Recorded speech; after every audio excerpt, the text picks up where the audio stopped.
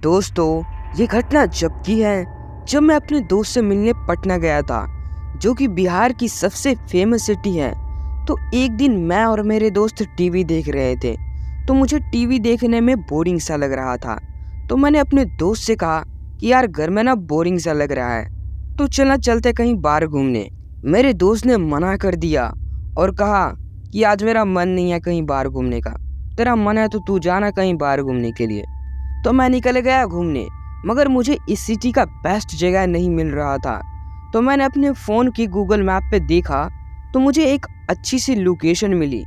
मैं वहां जाकर थोड़ा बहुत घूमा और फिर चला गया मार्केट, कुछ अपने लिए खरीदने। रात के 7:30 बजे के आसपास मैं वहां पहुंचा था। मार्केट की रौनक देखते ही बन रही थी। काफ़ी भीड़ थी, सामान पर अच्छी खासी बचत थी।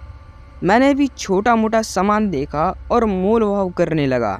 अब जैसे आप मार्केट में सामान लेने निकलते हो तो टाइम का पता ही नहीं चलता है, और जितनी बड़ी मार्केट आपकी मेहनत भी उतनी ज़्यादा। वहाँ घूम घूम के कई बार आपकी हालत ख़राब हो जाती है। 9 बजे के आसपास मुझे वहाँ भूख लगने लगी। फ्रेंड को फ़ोन करके पूछा क्या बनाया है खाने में, तो बताया कि दाल चावल और रोटी बनाई है। मुझे लगा कि अभी तो जाने में टाइम लगेगा, यही कुछ खा लेता हूँ। बाहर एक दुकान देखी और वहाँ छोले भटूरे खाने लगा। भीड़ तो यहाँ भी थी। इतने में ही दोस्त का फ़ोन आता है। मैंने बताया कि छोले भटूरे खा रहा हूँ। तो फ्रेंड की सामान की लिस्ट आ गई और कहा मार्केट में हो ना तो ये भी ले आना। अब फ्रेंड की शॉपिंग करते करते 11 बजने को थे। अब धीरे धीरे भीड़ भी ख़त्म होने लगती है, दुकानों की शटर गिरने लगती हैं, और तब मुझे लगता है कि अब निकलना चाहिए। 11 बजे जब मैंने देखा कि मार्केट बंद होने को है, तो अब बाहर से ऑटो पकड़कर सीधा घर के लिए निकलता हूँ। मार्केट से बाहर आया तो वहाँ रोड पर एक भी ऑटो नहीं था। दिन में तो इतने ऑटो खड़े होते हैं कि एक को रुकने का इशारा करो तो 5 आकर रुकते हैं। मुझे ये था कि सामान भी है तो करूँ क्या। फ़ोन की बैटरी भी ख़त्म हो रही थी। मैंने फिर एक ऑटो बुक किया। 10 मिनट दिखा रहा था। मुझे लगा कि इंतज़ार करते करते बस फ़ोन की बैटरी साथ दे दे। मैं जहाँ खड़ा था वहाँ कोई नज़र नहीं आ रहा था। दाएं बाएं दिख रहा था। पार्किंग खाली हो रही थी, सड़कें खाली थी, और अब धीरे धीरे वहाँ सन्नाटा होने लगा। 11:15 बजे मुझे एक फ़ोन आता है। भाई साहब कहाँ खड़े हो आप? मैं लोकेशन पर पहुंच गया हूं। मैंने कहा मुझे तो यहाँ पर कोई नहीं दिखाई दे रहा है। ऑटो वाला कहता है मैं तो आपकी बताई गई लोकेशन पर खड़ा हूँ, यहाँ तो कोई नज़र नहीं आ रहा। मैंने फिर दाएं बाएं देखा तो वहाँ कोई ऑटो वाला नहीं था। उसने कहा भाई साहब आप ऐसा करो बुकिंग कैंसिल कर दो। मैंने कहा क्यों कर दो, मुझे तो ज़रूरत थी। और गलती आपकी है, आप गलत लोकेशन पर पहुँच गए हो और उल्टा मुझसे बहस कर रहे हो। दरअसल बुकिंग कैंसिल करने से ऑटो वाले का पैसा कट रहा था, और यहाँ से मैंने कैंसिल किया तो मुझ पर पेनल्टी लगेगी। और इतने में ही फ़ोन कट गया। मैंने देखा कि कहीं बैटरी तो ख़त्म नहीं हो गई। बैटरी तो उसमें 8% दिखा रहा था। इतने में देखा कि बुकिंग कैंसिल हो चुकी है। वो देखकर मुझे और भी गुस्सा आने लगा। अब करूँ तो करूँ क्या। मैं देख रहा हूँ कि कोई मदद के लिए मिल जाए, ऑटो टैक्सी कुछ भी। थोड़ी देर में वहाँ एक कैब आकर रुकता है। सड़क के इस तरफ मैं खड़ा हूँ, वो सड़क की दूसरी तरफ। मैं उसकी तरफ जाने लगता हूँ। इतने में ही वो कैब वाला मेरी तरफ मोड़ लेता है। ड्राइवर पूछता है आपने कैब बुक किया है? मैंने कहा हाँ। उसे घर का एड्रेस बताया और OTP। ड्राइवर ने बताया कि ऑटो वाले ने बुकिंग कैंसिल की थी तो मेरे पास आपकी बुकिंग आ गई। मैंने उसे थैंक यू कहा और 11:30 तक हम निकल पड़े थे घर के लिए। और उन्होंने बताया कि लगभग आधा घंटा लग जाएगा हमें, यानी 12 बज जाएंगे। मैं आगे की सीट पर बैठ गया, पीछे सामान रख दिया। क्या में गाने चल रहे थे। बीच बीच में FM पर कोई बढ़िया गाना आ जाता तो बात ही क्या थी। क्या वाला मुझे भला इंसान लग रहा था। उसे बात करनी शुरू की। कहाँ रहते हो भाई साहब? तो उसने बताया मैं यहीं पास में रहता हूँ। तो मैंने उससे पूछा आप रात में कैब चलाते हो? जी भाई साहब, कभी कभी दिन में भी चलाता हूँ। वो रात को थोड़ा पैसा ज़्यादा बन जाता है ना। मैंने पूछा घर में और कौन कौन है, तो उन्होंने बताया कि मेरी बीवी और एक बेटी है। उसने मुझसे पूछा कि एक शॉर्टकट रास्ता ले लूँ। मैंने कहा कि हाँ बिल्कुल, जल्दी से घर पहुंचा दो बस। क्या वाले ने कहा वो थोड़ा डरते हैं ना उस रास्ते से, तो मैंने सोचा कि पहले आपसे पूछ लूँ। मैंने कहा नहीं नहीं नहीं, कुछ वहाँ नहीं है, लोग फालतू में डरते हैं। मैंने कहा अच्छा आप ही बताओ, आप रात में कैब चलाते हो तो कभी भी ऐसा कुछ देखा है आपने? खामखा बकवास की बातें हैं। मेरी बात सुनकर कैब वाले का कोई जवाब नहीं आया। वो गाड़ी को थोड़ी और स्पीड में चलाने लगा। थोड़ी देर के बाद क्या में एक झटका सा लगा।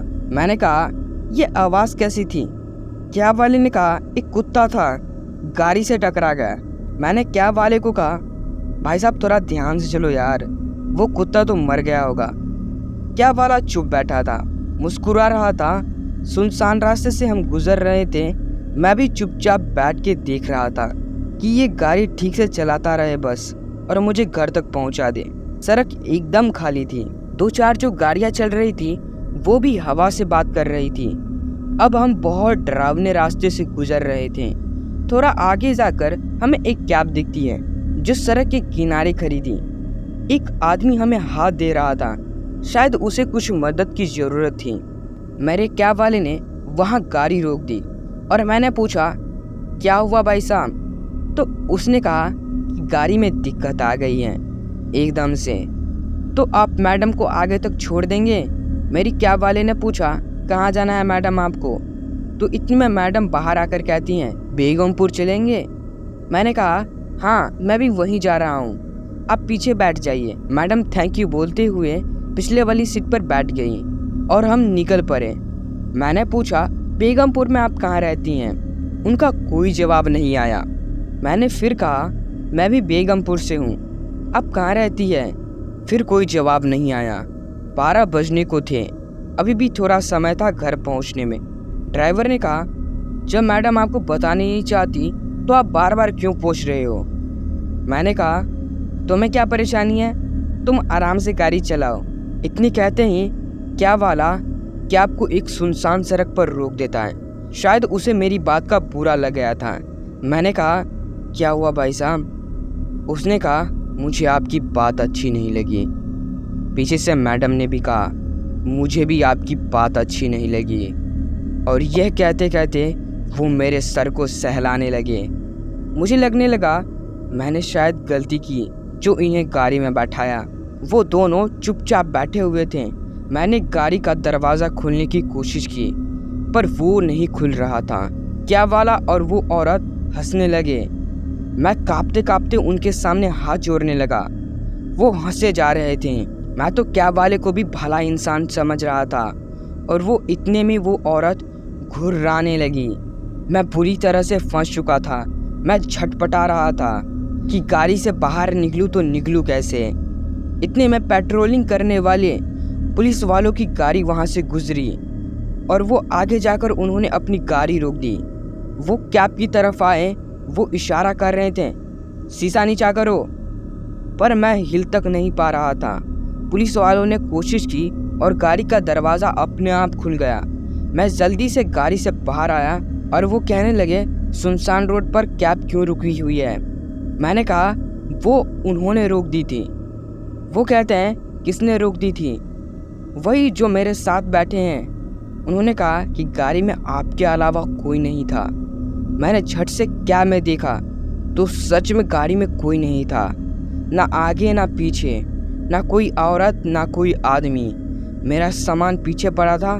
पुलिस वालों को लगा कि शायद मैंने पी रखी है, पर उन्होंने मुझे बड़े प्यार से बात की क्योंकि मैं पहले से ही डरा हुआ था। उन्होंने पूछा कहाँ रहते हो? मैंने बताया बेगमपुर में।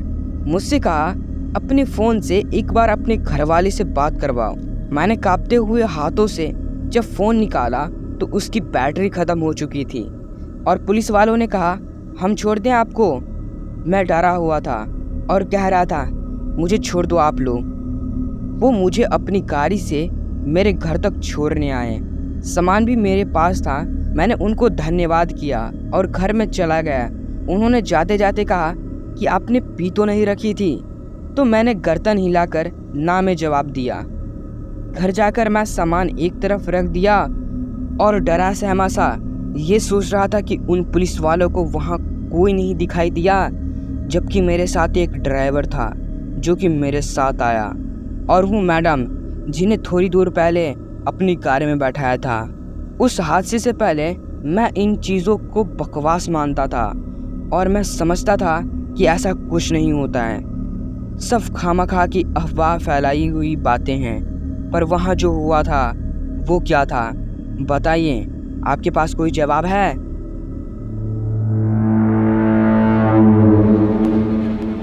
दोस्तों, अगर कहानी आपको अच्छा लगा हो तो प्लीज़ हमारे चैनल को सब्सक्राइब कर दीजिए ऐसी कहानी सुनने के लिए।